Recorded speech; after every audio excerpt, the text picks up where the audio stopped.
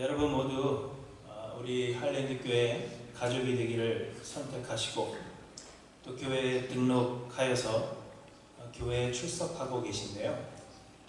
여러분들이 하일랜드 교회를 여러분 평생에 신앙생활할 교회로 선택하신 그 이유가 여러분 무엇입니까? 시카고에 다른 많은 교회들도 있는데 특별히 여러분이 이 하일랜드 교회를 선택한 이유가 무엇인가 한번 진지하고 또 솔직하게 생각해 보시기를 바랍니다. 어떤 분들은 집에서 가깝기 때문에 그래서 선택하신 분들도 계실 것이고 또 아는 사람이 많아서 지인이 있어서 선택하신 그런 분들도 계실 것입니다. 누군가의 소개로 교회로 와봤는데 사람들도 좋아 보이고 또 교회 건물도 있고 정원도 이쁘고 그래서 머물기를 결정하신 분들도 계실 것입니다. 그리고 지금은 우리가 그렇게 할 수 없지만 예배가 마치면 식사를 함께 나누는데 음식이 너무 맛있어서 혹은 예배 후에 맥도날드 가서 커피 마시며 사교 모임 하는 것이 너무 좋아서 그래서 교회를 선택하신 분들도 계실 겁니다. 예전에 한국에 어떤 유명한 농구 선수를 인터뷰하는 그런 방송을 보았는데요. 사회자가 그에게 물었습니다. 고등학교를 졸업한 후에 수없이 많은 대학교에서 스카우트 제의가 들어왔을 텐데 다른 유명한 그런 학교들을 다 제쳐두고 이 학교를 선택하신 이유가 무엇입니까? 그랬더니 이 농구 선수가 하는 대답이 물론 다른 많은 이유도 있었지만 그러나 이 학교에는 여학생이 많았기 때문입니다. 그렇게 대답하는 것을 보았습니다. 이와 마찬가지로 우리 교회의 성도님들 대부분이 하일랜드 교회 담임 목사님이 너무 멋있어서 선택하신 분들도 계실 것이라고 저 혼자 착각을 해봅니다. 너무 강한 부정은 긍정이라는 것을 기억해 두시기 바랍니다. 아무튼 이 교회를 선택하는 데에는 여러 가지 이유가 있을 수 있습니다. 그런데 다른 사람들은 다 자체하고 여러분들이 이 교회를 선택하신 이유는 무엇인가 한번 생각해 보시기 바랍니다. 내가 평생 신앙생활할 교회를 선택하는 그때에는 여러 가지 요소와 이유가 있겠지만 무엇보다도 우리가 가장 중요하게 생각해야 할 것은 그 교회의 신학입니다. 곧 교회가 믿는 바가 무엇인가, 이 교회가 믿고 가르치는 바가 무엇인가 하는 것을 생각하고 그것이 내가 믿는 바와 동일한가 하는 것을 생각하셔야 한다는 것입니다. 왜냐하면 우리는 행위로 구원을 얻는 것이 아니라 믿음으로 구원을 얻기 때문입니다. 예수를 믿는 대부분의 사람들이 구원은 하나님의 은혜라 이렇게 입술로는 고백하지만 실상 많은 사람들이 율법주의적인 그러한 사고를 가지고 있습니다.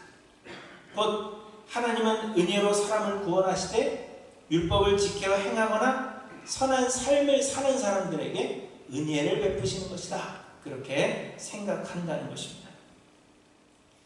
그래서 대부분의 사람들이 교회의 믿는 바가 무엇인가 그것을 생각하기보다는 이 교회를 통해서 내가 무엇을 할 수 있는가 하는 것을 더 많이 주목하는 것입니다. 그래서 교회의 프로그램이 무엇인지, 교회를 통해서 어떤 활동들을 하는지, 이 교회는 어떤 활동을 하게 하는지 그러한 것들을 토대로 신앙생활할 교회를 선택하게 된다는 것입니다. 그러나 여러분 말씀드린 대로 구원은 행위가 아닌 믿음으로 얻는 것입니다. 이는 믿음이 우리의 구원의 공로가 된다는 의미는 아닙니다. 곧 우리가 믿고 하나님께서 우리의 믿음을 보신 후에 우리를 구원하실지 아닐지 결정하신다는 그러한 의미는 아닙니다. 여러 번 강조한 대로 구원은 전적인 하나님의 은혜입니다. 곧 우리의 행위나 혹은 그 무엇이 구원을 얻을 자격이 되거나 공로가 되는 것이 아니라는 의미입니다. 구원은 전적인 하나님의 은혜로 아무런 조건 없이 태초에 구원 얻을 자들을 택정하시고 하나님의 때 하나님께서 예정하신 자들에게 거저 주시는 것, 그것이 구원입니다. 그런데 그렇게 은혜로 구원 얻은 자들에게 구원 받았음에 대한 증표를 주시는데 그 증표가 곧 믿음이라 하는 것입니다. 이 믿음은 하나님께서 택하신 자들 안에 성령을 보내주시고 그 성령께서 우리로 하여금 믿게 만드시는 것입니다. 그래서 이 믿음도 하나님의 선물이라 그렇게 이야기하는 것입니다. 그리고 이 세상 마지막 날에 하나님은 모든 사람들을 심판하실 것인데 하나님의 그 심판의 때에 구원의 기준이 되는 것은 바로 행위가 아니라 이 믿음이라는 것입니다. 하나님은 우리가 얼마나 하나님을 섬겼는지, 하나님을 위해서 얼마나 많은 일을 했고 얼마나 많은 업적을 쌓았는지, 사람들에게 얼마나 많은 칭찬을 받았는지, 얼마나 많은 사람들을 도왔고 얼마나 많은 선한 행위를 했는지, 얼마나 많은 봉사를 했으며 얼마나 많은 헌금을 드렸는지, 그것을 우리를 판단하시는 것이 아니라 하나님께서 성령을 통해 선물로 주신 그 믿음이 우리에게 있는지 없는지를 보시고 우리를 최종적으로 구원하신다는 것입니다. 여러분, 우리가 이 사람의 신앙이 좋아 그렇게 이야기하는 사람들은 대부분 어떤 사람들입니까? 이 사람의 신앙이 좋다, 그것을 증명하기 위해서 우리가 그 증거로 내세우는 것이 무엇입니까? 이 사람은 봉사도 많이 하고 오래전에 직분을 받았고, 이 사람은 선교도 많이 가고, 이 사람은 헌금도 많이 하고, 기도도 많이 하고, 성경 지식도 많고, 우리는 이러한 것들로 그 사람의 신앙을 판가름하려고 합니다. 그렇지만 하나님은 마지막 때에 우리가 무엇을 행했느냐, 그것을 가지고 우리를 판단하시는 것이 아니라 하나님께서 우리에게 주신 그 믿음이 있느냐, 우리가 무엇을 믿느냐 하는 것을 가지고 우리를 구원하신다는 것입니다. 그렇기 때문에 여러분, 우리가 정말 중요하게 생각해야 하는 것은 믿음입니다.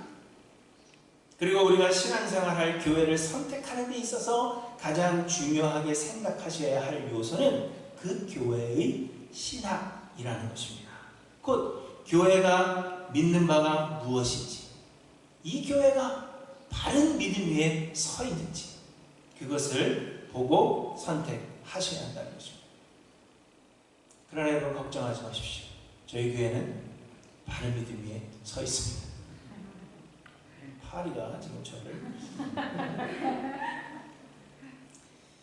그런데 대부분의 사람들은 그저 쉽게 예수님이 구원주라는 것을 믿으면 되는 것 아닌가, 예수님이 십자가를 지셨고 내 죄를 용서하셨고 예수님 믿는다 그러면 되는 것 아닌가, 그렇게 생각하지만 사실 이 믿음이라는 것이 그렇게 간단한 것이 아닙니다. 신학교에 가시면, 여러분 신학교 가실 일은 없지만 신학교에 가면 신학을 총 7가지의 주제로 가르칩니다. 첫째는 서론이라고 해서요, 성경에 대한 믿음입니다. 우리 개혁주의는 성경이 오류가 전혀 없는 정확무오한 하나님의 말씀이라 그렇게 믿습니다. 그래서 성경은 하나님의 말씀으로서의 최고의 권위를 가지는 것입니다. 성경이 가라 하면 가고, 성경이 멈추라 하면 멈추는 것입니다. 성경이 이러하다 하면 그것이 진리요, 성경이 아니다 하면 그것이 잘못인 것입니다. 우리는 하나님의 말씀, 이 성경에 순종하고 성경에서 모든 삶의 해답을 찾으며 하나님의 이 말씀은 시대가 지나도 변하지 않는 것입니다. 그러나 성경은 그저 신적인 감화를 받은 사람들이 영적 교훈을 주기 위해 쓴 창작에 불과하다, 그렇게 믿는 교회들이 우리 주변에 수도 없이 많습니다. 이들은 성경에 오류가 있다고 믿으며, 그래서 시대와 환경에 따라서 성경도 다르게 해석하고 또 다르게 적용되어야 한다, 그렇게 믿는 것입니다. 요즘 동성결혼을 허용하자고 주장하는 사람들은 모두 이렇게 성경에 대한 다른 견해를 가지고 있기 때문입니다. 둘째로 신론이라고 해서 하나님에 대한 믿음입니다. 우리는 삼위일체의 유일하신 하나님을 믿지만 삼위일체를 부정하는 교회들도 많고요. 또한 이 삼위일체에 대해서도 다양한 교리들이 존재합니다. 이단들 중에는 대부분이 이 삼위일체 교리에 대하여 심각한 오류를 가지고 있지만 일반 성도님들은 잘 알지 못하기 때문에 잘못된 판단을 하는 그러한 성도님들이 굉장히 많이 있습니다. 셋째는 인론이라고 해서 사람에 대한 믿음입니다. 우리 개혁주의는 우리 모두가 죄인으로서 완전히 타락했다 그렇게 믿습니다. 그렇기 때문에 스스로의 힘으로는 스스로를 구원할 수 없다 그렇게 믿는 것입니다.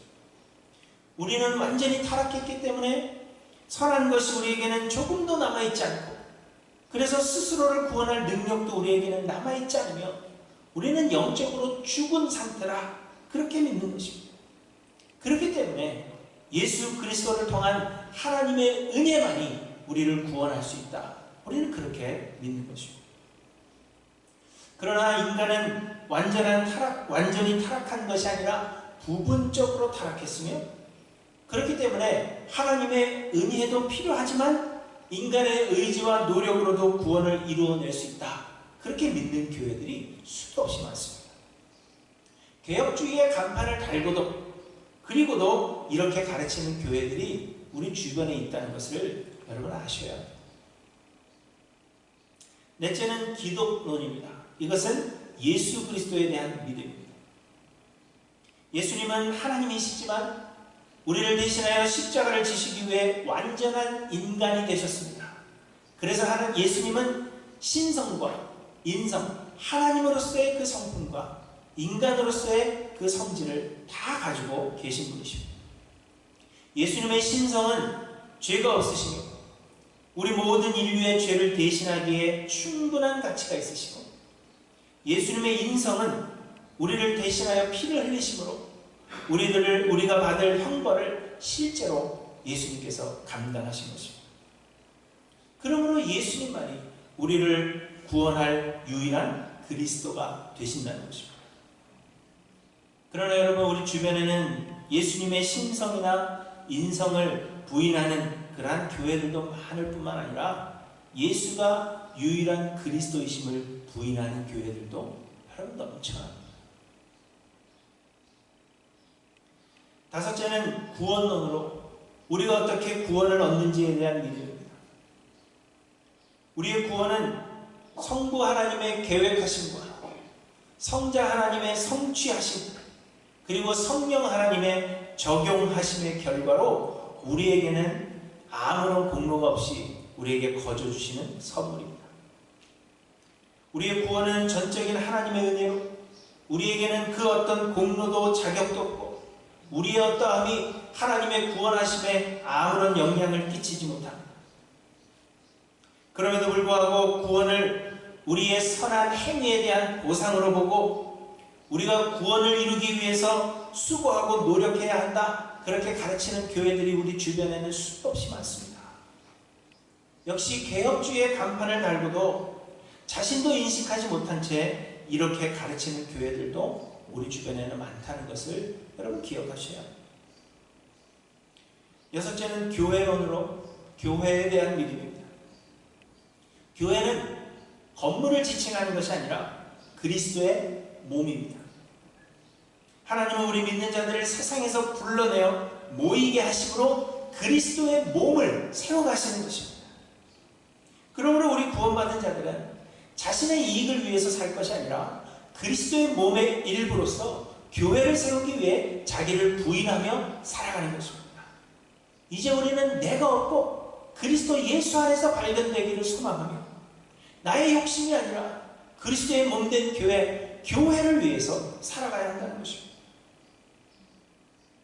그러나 현대에는 많은 사람들이 교회를 그저 개인적 목적을 가지고 모이는 공동체로 생각합니다. 그래서 내 마음에 들지 않으면 교회를 떠나기가 너무너무 쉬워요. 그리스도의 몸인데 그리스도의 몸이 떠난다는 것은 몸의 일부를 자르는 것과 같은 것입니다. 그럼에도 불구하고 많은 사람들이 교회를 자기의 뜻대로 선택하고 또한 그 교회를 하나님의 뜻을 찾는 것이 아니라 자기의 뜻을 관철시키기 위해 노력하는 그런 사람들이 넘쳐나는 것입니다. 심지어는 교회는 나갈 필요가 없다 그렇게 생각하는 가난한 교인이라는 심정까지 생겨나게 되었습니다. 그리고 마지막 7째는 종말론으로서 영혼에 대한 믿음입니다. 이 땅에서의 우리의 인생은 영원하지 않으며 반드시 끝이 올 것입니다. 그러나 여러분, 그렇다고 해서 우리의 삶이 끝나는 것이 아니라 우리는 하나님의 형상으로 창조된 자들로서 우리의 삶도 영원합니다. 하나님의 택하심을 입은 구원 얻은 자들은 예수 그리스도와 함께 하늘나라에서 영원히 살 것이지만, 믿지 않는 자들은 영원히 꺼지지 않는 불 가운데서 영원토록 고통을 받을 것입니다. 우리의 거할 초소는 이 땅이 우리의 영원한 집이 아니라 하늘나라, 그것이 우리의 영원한 집입니다. 그러나 그때와 그 시는 아무도 알 수가 없고 오직 하나님만이 아시는 것입니다. 그러나 이 마지막 때에 대한 다양한 견해들이 존재합니다. 어떤 사람들은 우리의 영혼이 소멸할 것이다 그렇게 주장하기도 합니다. 사랑의 하나님이 어떻게 영원토록 고통을 받게 하시겠느냐, 그래서 고통받다가 어느 순간에 영혼이 소멸할 것이다 그렇게 믿는 사람들도 있고, 예수님의 재림의 시기에 대하여 다양한 견해를 가지고 있습니다.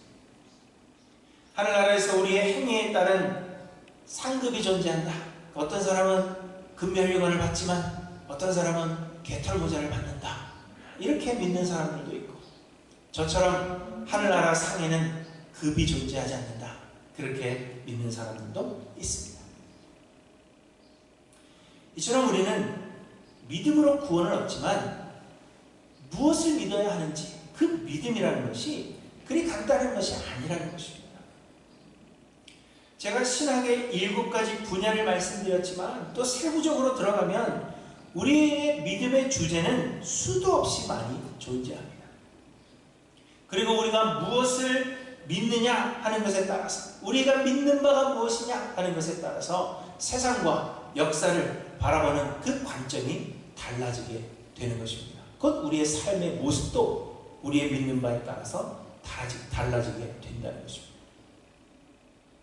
그렇기 때문에 여러분, 우리는 한번 믿은 것으로 다 이루었다 그렇게 생각할 것이 아니라 끊임없이 공부하며 우리의 믿는 바가 무엇인지를 확인해야 하는 것입니다.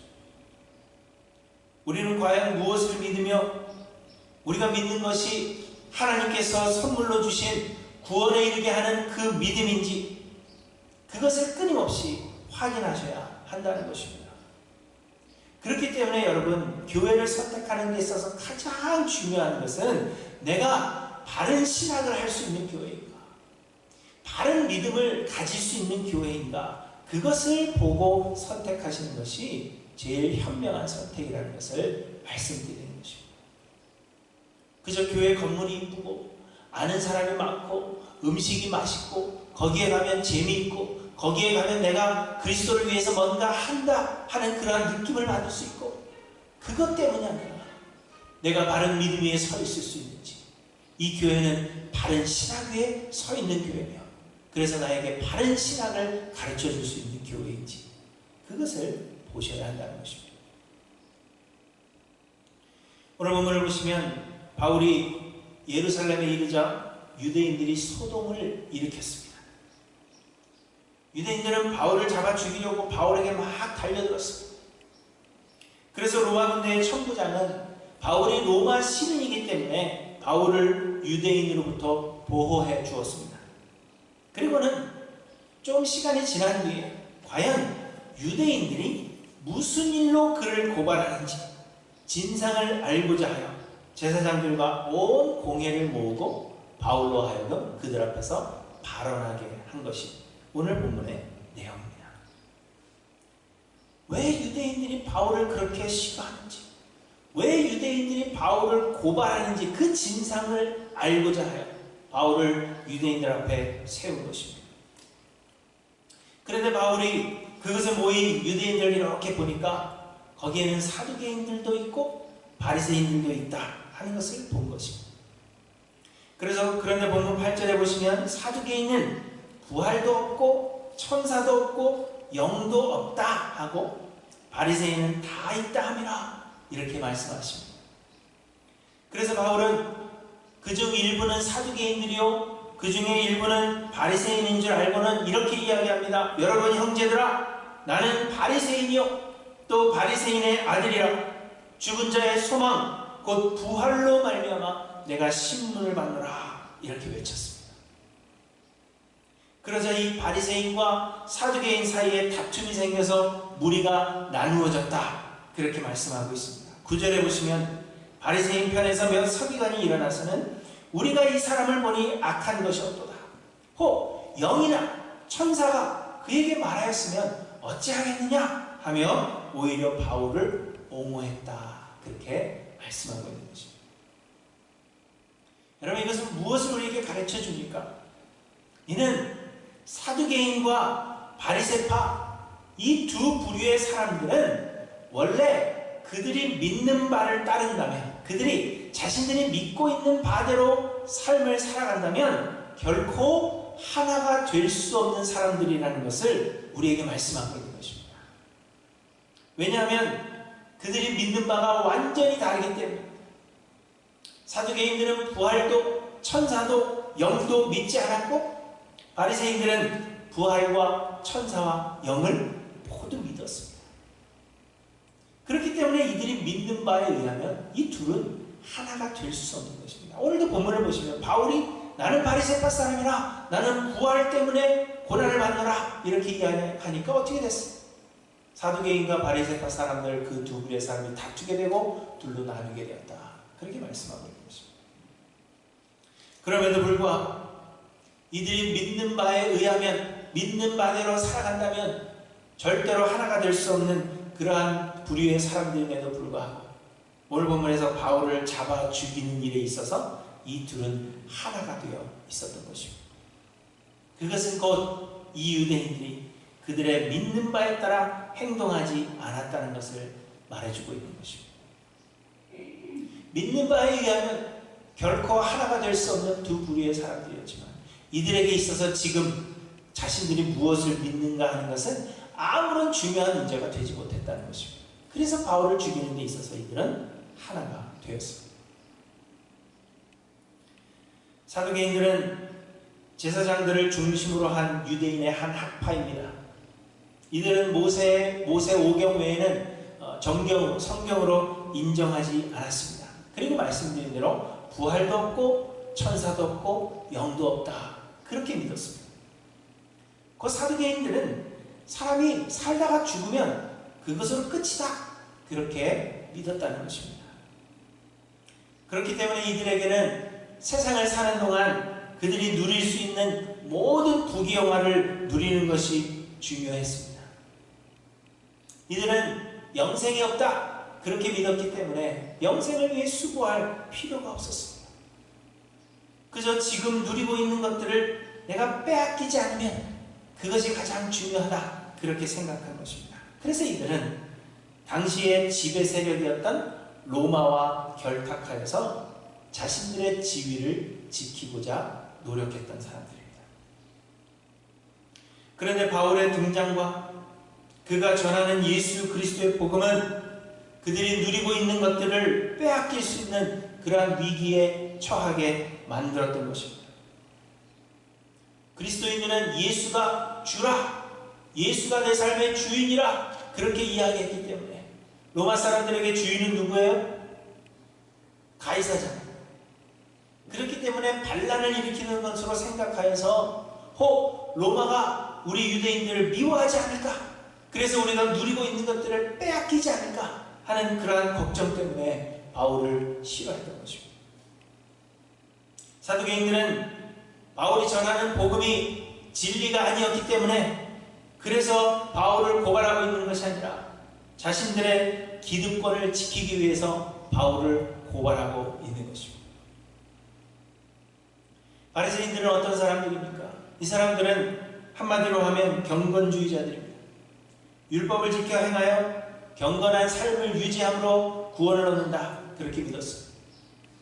이들은 율법을 지켜 행하는 그들의 경건한 삶의 모습으로 말미암아 많은 사람들에게 존경을 받았으며 그로 인하여 권력과 부를 얻을 수 있었습니다. 그러나 이들의 문제는 이들이 외식하는 자들이었다 하는 것입니다. 밖에 나가 사 먹는다는 이야기가 아니라 거칠해하는 것에만 집중했다, 그런 의미죠. 진심으로 하나님을 사랑하여서 하나님께서 주신 계명을 지킨 것이 아니라 그저 겉으로 보여지는 것에만, 그래서 내 자신이 존경을 받고 부와 권력을 누릴 수 있는 것에만 집중했다는 것입니다. 그래서 예수님은 바리새인들을 향하여서 독사의 자식들이라 그렇게 칭하였을 뿐만 아니라 너희들은 외식하는 자요, 회칠한 무덤이다, 그렇게 부르셨습니다. 그러므로 바울이 전하는 복음은 이 바리새인들의 외식함을 드러내고 있는 것이었습니다. 그로 인하여서 자신의 위선이 드러나고 사람들로부터 존경을 받지 못하고 그래서 자신들의 부와 명예를, 그 권력을 빼앗기지 않을까 하는 그러한 위기감이 드는 것입니다. 그리하여서 그들이 믿는 바에 의하면 결코 하나가 될 수 없었던 이 사두개인들과 함께 지금 바울을 고발하는 일에 하나가 되기에 이른 것을 보여주십니다. 천부장은 유대인들이 무슨 일로 바울을 고발하는지 그 진상을 알고자 하여 제사장들과 온 공회를 모았습니다. 그리고 결국 유대인들이 바울을 고발하는 이유는 바울이 법을 어겼거나 악행을 저질렀기 때문도 아니고 혹은 잘못된 이단의 교리를 설파하여서 사람들을 혼동스럽게 하였기 때문도 아닌 자신의 기득권을 빼앗기지 않고자 하는 이기심과 시기심 때문이었다 하는 것을 만천하에 드러내고 있는 것입니다. 여러분, 만약 바리새인들과 사두개인들이 무엇을 믿을 것인지를 고민하고 진리를 찾는 일에 온 힘을 다하였다면 이들은 바울을 고발하지 않았을 것입니다. 이들이 조금이라도 진리를 향한 갈급함이 있어서 바울이 전하는 그 복음의 말씀에 조금이라도 귀를 기울여 보고자 노력했다면 이들이 소동을 일으킬 일이 결코 없었다는 것입니다. 하지만 이들은 무엇을 믿어야 하는지 이런 것에 대해서는 조금의 관심도 없었을 뿐만 아니라 진리에 대한 갈급함도 전혀 없었던 것입니다. 그저 세상에서 부귀영화를 누리며 다른 사람들에게 좋게 보여서 자기 자신을 높이는 그러한 일에만 관심을 가졌을 뿐입니다. 그래야 유대인들은 그들의 선조 때로부터 하나님께서 보내신 선지자들을 박해하고 죽였을 뿐만 아니라 그리스도의 복음 전하는 자로 하나님께서 보내신 이 바울 역시도 그들은 고발하고 박해하기에 이른 것을 우리에게 말씀하고 있다는 것입니다. 그렇다면 여러분, 우리는 과연 무엇에 관심을 기울여야 하겠습니까? 우리는 과연 내가 무엇을 믿을 것인가? 우리의 믿는 바가 무엇인지 그것에 관심을 기울이고 있는지 우리는 돌아봐야 합니다. 진리에 대한 갈급함으로 우리는 진리를 추구하는 그러한 신앙생활을 하고 있는지, 과연 여러분은 하나님과 예수 그리스도와 또 성령 하나님에 대하여 더 알기를 소망하고 또 우리가 믿어야 하는 이 수많은 주제들에 대하여 더 알기를 소망하는 그러한 마음으로 진리를 탐구하는 그러한 신앙생활을 하고 있는지 여러분 돌아보셔야 한다는 것입니다. 무엇을 믿을 것인가? 성경이 말씀하시는 그 진리가 무엇인가? 거기에 우리의 관심이 집중되어야 하는데 그렇지 않고 우리가 어떻게 하여 구원을 얻을 것인가? 무엇을 해서 우리가 우리의 이름을 낼 것인가? 이러한 것들에 관심을 기울이고 있지 않습니다.